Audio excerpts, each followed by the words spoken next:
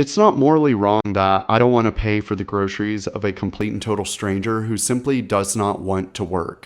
What's morally wrong is that I am forced to fork over like a third to half of my income to pay for people who simply don't want to work. Do you have any idea how much sooner you and your family would be able to retire if you weren't forced to support those people? I would much rather that money go towards supporting myself and my family and my community, people I actually know, people whose character I know, than that money just going into a void where it will inevitably end up in the hands of someone who is just a wretched human being who just doesn't want to work.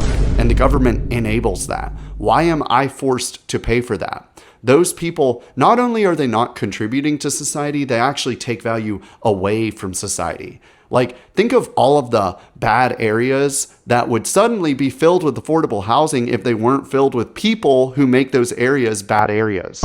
Those people are the ones that you are forced to support with your tax dollars.